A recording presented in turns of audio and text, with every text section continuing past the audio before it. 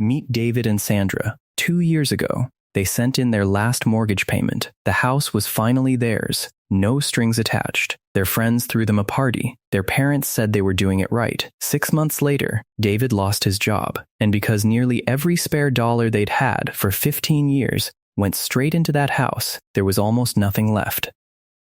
Paid off home, no savings. A financial emergency they couldn't cover. That's not bad luck. That's what the 15-year mortgage quietly does. And almost nobody says it out loud. Now look, I know what some of you are thinking. Paying off debt fast is always the smart move. And honestly, for most kinds of debt, I'd agree with you. But a mortgage is different. Here's something that doesn't get talked about enough. The Federal Reserve's 2023 Survey of Consumer Finances found that the median American household has less than $65,000 in liquid savings. A big chunk of those households are homeowners who spent years, sometimes decades, pushing every spare dollar toward their mortgage instead of building any real financial cushion.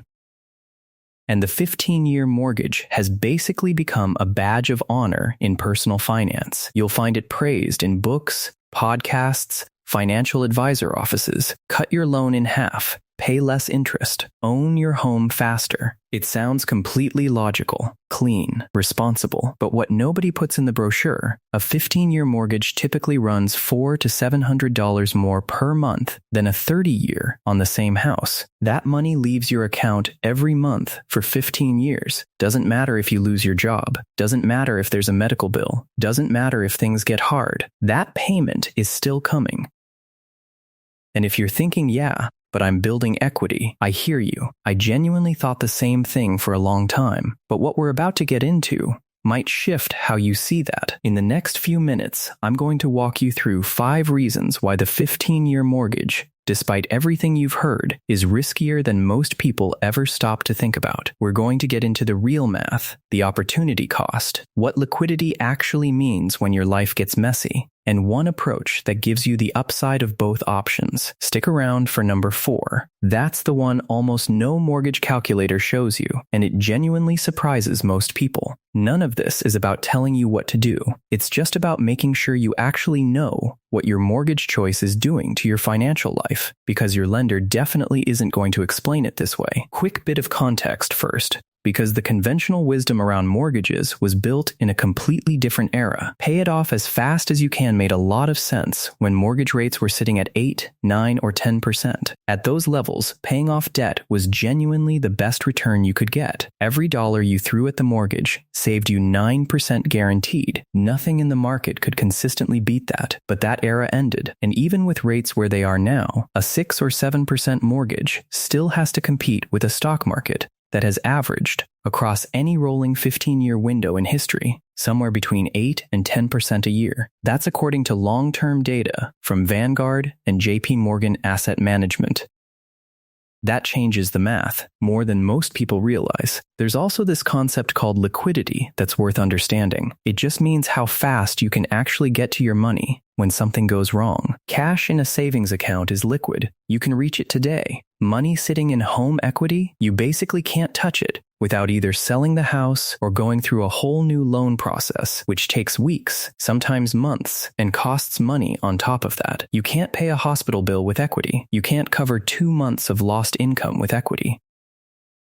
A Harvard Joint Center for Housing Studies report found that home equity makes up over 60% of the total net worth of middle-income American homeowners, over 60. That means for most families, the bulk of everything they've built is sitting in one illiquid asset they actually live inside. That's a vulnerability, and the 15-year mortgage gets you there faster. Okay, 5 reasons. Reason 1, the payment pressure never lets up. The first reason is probably the simplest one, and the one nobody likes to say. A 15-year mortgage locks you into a payment that doesn't go down. Ever, regardless of what's happening in your life. On a $400,000 home at 7%, a 15-year mortgage runs roughly $3,600 a month. The same home on a 30-year, about $2,660. That's nearly $1,000 difference every single month. Here's what nobody really says out loud. You can always choose to pay extra on a 30-year. You can throw additional money at the principal anytime you want, but you cannot choose to pay less on a 15-year. That higher payment is fixed, non-negotiable. So if you lose your job, get a health scare, go through a divorce, or just hit a rough stretch, the bank doesn't adjust. That $3,600 is still due. Missing it puts your home on the line. A 30-year with intentional extra payments gives you the same payoff speed when life is going well and actual room to breathe when it isn't. That's not laziness. That's just building in a safety valve, which takes us right into the second reason. Because the problem isn't only the pressure itself, it's what that pressure is doing to your ability to build wealth anywhere else. Reason 2, you're pouring money into an asset you can't access. Every extra dollar you push into your home through accelerated mortgage payments turns into what some advisors call dead equity. Capital that's sitting idle, not invested, not compounding, not doing anything, just stuck inside the house. Home values do go up over time. The National Association of Realtors puts long-run appreciation at around 3 to 4% a year. That's not bad. But here's the part that gets people. Your home appreciates at that same rate, whether you have $50,000 in equity or $350,000 in equity. Paying it down faster doesn't make it grow faster. So by aggressively building equity, you're essentially trading a liquid, diversified investment with an 8 to 10% historical return for a 3 to 4% return you can barely access. Someone once described it as stuffing cash under a mattress, except this mattress takes 3 months and a bank's approval to open. Reason 3, the opportunity cost is massive, and most people never see it. This is the one I mentioned earlier. Run the actual numbers on this and it stops you cold. Say the difference between your 15-year and 30-year payment is $1,000 a month. On the 15-year, that $1,000 goes to the bank. On the 30-year, you take that same $1,000 and put it into a low-cost index fund. Over 15 years at 8% average annual return, that $1,000 a month doesn't just turn into $180,000. It grows to roughly $346,000 because of compounding.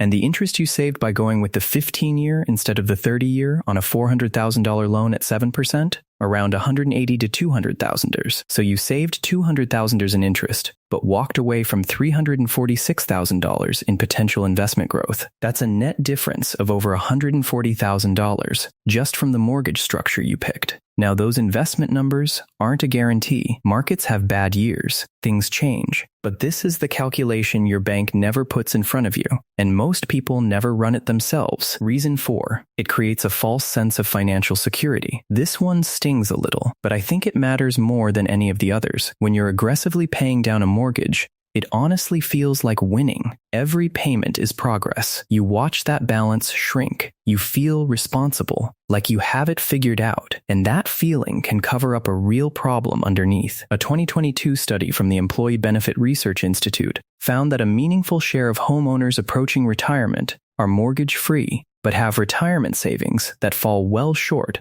of what they'll actually need.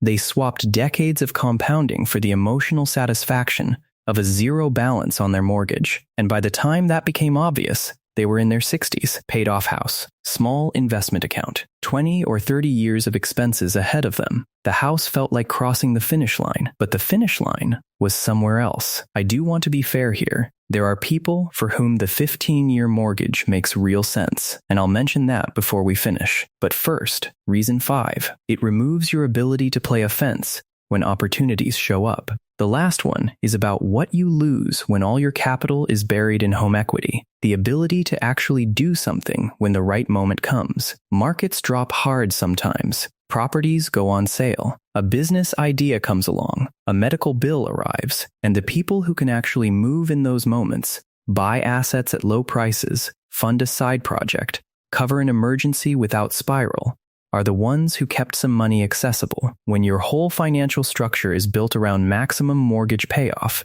you've locked yourself into one defensive position. You're protected against one specific risk, owing money on your house, but everything else, wide open. Warren Buffett kept a mortgage on his own home, rather than paying it off early. Not because he needed to, because he understood that money put to work somewhere smart beats money sitting locked inside a house. Keeping cash accessible isn't being lazy about debt. It's keeping your options open. And in a world that moves fast and surprises you constantly, options are genuinely worth protecting. Something I want to leave you with. We grew up hearing that debt is the enemy, that a paid-off home is the goal, that the fastest way to financial freedom goes through a zero balance on your mortgage, and I understand why it sticks. It's clean. It feels like discipline. But financial freedom isn't really about owning everything free and clear. It's about having room to move, the ability to handle what goes wrong, take advantage of what goes right, and not lie awake at night terrified of the next surprise. A paid-off house with nothing in savings isn't financial freedom. It's just a different cage. You swapped one constraint for another. The people who actually build lasting wealth aren't always the ones with the lowest debt. They know the difference between debt that costs them and debt that can work for them. Low rate, long-term, tax deductible, and they use that distinction on purpose. The 15-year mortgage isn't wrong for everybody. If you know yourself well enough to know you'd spend the difference instead of invest it, it might be the right call for you. No judgment in that. But for most people who have the discipline to put that money to work, choosing the 15-year is an emotional decision dressed up as a mathematical one. Your home is where you live. It shouldn't also be where everything you've ever saved is locked up and unreachable. Here's something you can actually do today. Just one thing. Pull up your current mortgage details, or if you're still shopping, find a basic mortgage comparison calculator. Run the numbers side by side, 15-year payment versus 30-year payment. Find the monthly difference. Then ask yourself honestly, if I invested that amount every month for 15 years, what would it grow into? You don't have to change anything right now. Just see the number, because most people who actually run that calculation walk away thinking about this a little differently. And if this got you thinking about how your whole financial setup, mortgage, savings, investments, is either building something or quietly working against you, the next video goes deeper into that. It's about how to actually structure debt in a way that works for you instead of just against you. Subscribe so you don't miss it. And if this shifted how you're thinking about your mortgage at all, drop a comment. I read every single one. I genuinely love to know where you're landing on this. See you in the next one.